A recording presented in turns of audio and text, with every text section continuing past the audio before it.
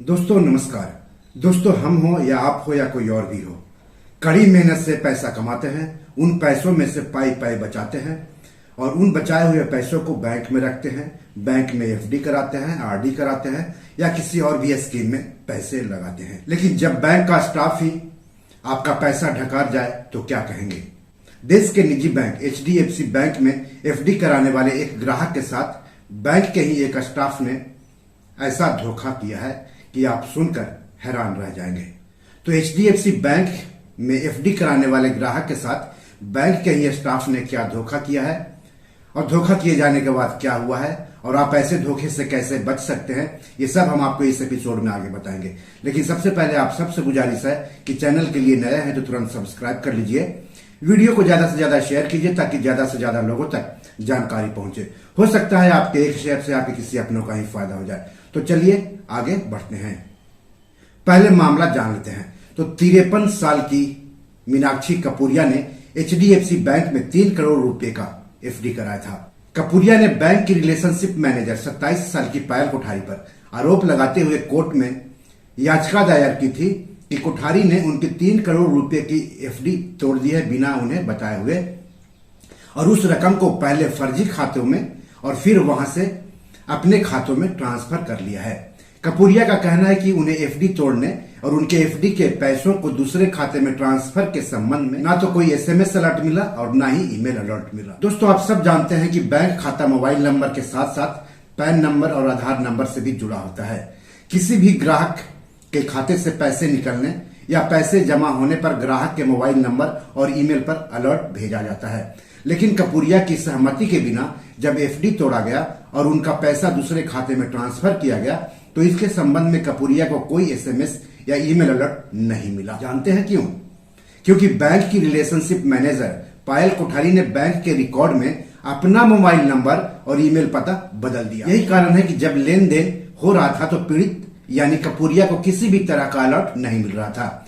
यही नहीं, कपूरिया के वकील रिजवान सिद्दीकी ने कहा है कि कोठारी ने कपूरिया का भरोसा जीता और उनसे खाली हस्ताक्षरित चेक लिए, यह भरोसा देते हुए कि पैसे को म्यूचुअल फंड, गोल्ड बॉन्ड, नए फंड ऑफर आदि में ट्रांसफर किया जाएगा जिससे उन्हें एफडी से ज्यादा कमाई होगी। आप कभी भी बैंक के किसी स्टाफ के कहने पर हस्ताक्षर किए हुए खाली चेक मत दें। ये तो आपने मामला समझा, लेकिन अब क्या हुआ है? तो अब पीड़ित कपूरिया की याचिका पर सुनवाई करते हुए बॉम्बे हाईकोर्ट ने मंगलवार यानी 3 दिसंबर को एचडीएफसी बैंक और बैंकिंग नियामक भारतीय रिजर्व बैंक यानी आरबीआई को नोटिस जारी किया है। उधर मुंबई पुलिस ने इस मामले में बैंक की स्टाफ पायल कोठारी को भी गिरफ्तार कर लिया है।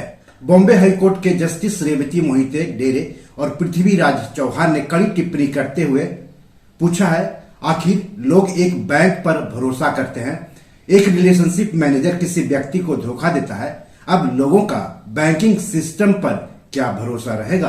पायल कोठारी के खाते सीज कर दिए गए हैं। सोमवार यानी 2 दिसंबर को कपूरिया के वकील रिजवान सिद्दीकी ने कहा कि कोठारी ने कपूरिया का भरोसा जीता और उनसे खाली हस्ताक्षरित चेक लिए, यह भरोसा देते हुए कि पैसे को म्यूचुअल फंड, गोल्ड बॉन्ड, नए फंड ऑफर आदि में ट्रांसफर किया जाएगा जिससे उन्हें एफडी से ज्यादा कमाई होगी। सिद्दीकी ने कहा कि बरसोवा पुलिस कपूरिया पर कोठारी के साथ मामला सुलझाने का दबाव बना रही है। उधर अभियोक्ता क्रांति हिवराले ने कहा कि पुलिस ने कोठारी के बैंक खाते फ्रीज कर दिए हैं जिनमें कुल 30,000 रुपये थे। यानी पायल कोठारी को गिरफ्तार कर लिया गया है और पायल कोठारी के बैंक खाते सीज कर दिए गए हैं जिसमें 30,000 रुपये था।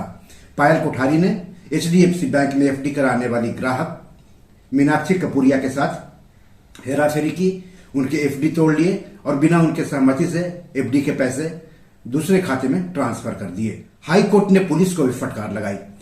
हिवराले ने कहा कि कोठारी को गिरफ्तार किया गया है। न्यायमूर्ति मोहिते डेरे ने पूछा, किसी की गिरफ्तारी तभी क्यों होती है जब कोई शिकायतकर्ता अदालत में आता है और आप यानी पुलिस पक्षों से मामला सुलझाने के लिए कह रहे हैं। जोनल डीसीपी गेदाम ने कहा कि एक और व्यक्ति को तुरंत गिरफ्तार किया जा सकता है। उन्होंने कहा कि जांच पीआई अमोल ढोले से वरिष्ठ पीआई गजानन पवार को सौंपी गई है और वे इसकी निगरानी करेंगे। ढोले के खिलाफ कार्रवाई के बारे में पूछे जाने पर गेदाम ने कहा कि ड्यूटी में लापरवाही के लिए उनके खिलाफ विभागीय जांच शुरू की जाएगी। सवाल है कि मीनाक्षी को मैसेज अलर्ट क्यों नहीं मिल रहे थे? न्यायाधीशों ने सवाल किया कि मीनाक्षी कपूरिया को मैसेज अलर्ट क्यों नहीं मिले। जोनल डीसीपी गेदम ने कहा कि कोठारी ने बैंक के रिकॉर्ड में अपना मोबाइल नंबर और ईमेल पता बदल दिया। और यही कारण है कि जब लेन देन हो रहा था तो पीड़ित को किसी भी तरह का अलर्ट नहीं मिल रहा था। न्यायाधीशों ने कहा कि यह बेहद गंभीर है। उन्होंने पूछा कि क्या पुलिस ने बैंक के साथ जांच की। उन्होंने कहा उन्हें बेखौफ नहीं छोड़ा जा सकता है। तो इस तरह से अगर आपके पैसों का लेन देन हो रहा है और आपके पास मैसेज अलर्ट नहीं आ रहा है तो आप बैंक से जरूर इसकी जानकारी लें कि आपके पैसों के लेन देन के संबंध में आपके मोबाइल पर अलर्ट या ईमेल पर अलर्ट क्यों नहीं आ रहा है। HDFC बैंक पर भी शिकंजा। न्यायमूर्ति मोहिते डेरे ने पूछा क्या किसी बैंक की कोई जवाबदेही नहीं है जब उनकी नाक के नीचे पैसे उड़ाए जाते हैं। सिद्दीकी ने RBI के एक परिपत्र का हवाला दिया। जिस तरह से याचिकाकर्ता को धोखा दिया गया है उसे देखते हुए न्यायाधीशों ने नाराजगी जाहिर की। बेंच ने HDFC बैंक की लोखंडवाला शाखा के वरिष्ठ प्रबंधक, मुंबई के प्रभारी क्षेत्रीय प्रबंधक के साथ साथ RBI को भी पक्षकार बनाने का निर्देश दिया है। जस्टिस ने कहा इसे बर्दाश्त नहीं किया जा सकता है। आज यह एक ऐसा मामला सामने आया है, उन्हें बताएं कि क्या हो रहा है, क्योंकि बहुत से वरिष्ठ नागरिक हैं जिन्होंने बुढ़ापे में अपनी सुरक्षा के लिए अपना पैसा सावधि जमा यानी FD में रखा है। तो इस तरह से गंभीर मामला है। HDFC बैंक में किसी ने भरोसा जताते हुए FD किया, लेकिन HDFC बैंक के स्टाफ ने उनके FD को तोड़ लिया, उनको बिना बताए हुए, और FD के पैसे को अपने खाते में ट्रांसफर कर लिया फर्जीवाड़े तरीके से। तो इसलिए आप भी सतर्क रहें किसी भी बैंक में अगर FD कराते हैं तब। अब इस मामले की अगली सुनवाई 13 दिसंबर को तय की गई है। 13 दिसंबर को अगली सुनवाई तय करते हुए न्यायाधीशों ने कहा है कि यह भी जानना चाहते हैं कि 30 अक्टूबर को FIR दर्ज होने से पहले और बाद में कपूरिया के खाते में कितनी धनराशि थी, क्योंकि आपने तत्परता से कार्रवाई नहीं की तो क्या FIR दर्ज होने के बाद धनराशि का गबन किया गया। दोस्तों, भी और मनी मैनेजर में आज इतना ही।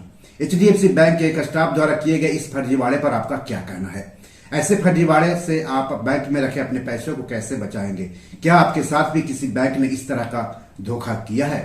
कमेंट बॉक्स में जाकर हमें जरूर बताएं। इस एपिसोड या पैसों से जुड़े कोई सवाल हो तो जरूर पूछिए। आगे किस टॉपिक पर वीडियो चाहते हैं हमें बताएंगे तो अच्छा लगेगा। धन्यवाद, नमस्कार।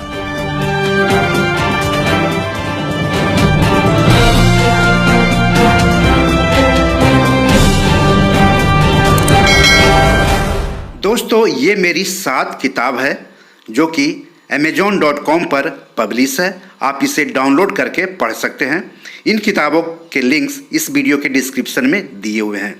इन 7 किताबों में से 5 किताब मनी मैनेजमेंट पर है, यानी पैसा निवेश करके अधिक पैसा कैसे कमाएं पर आधारित है।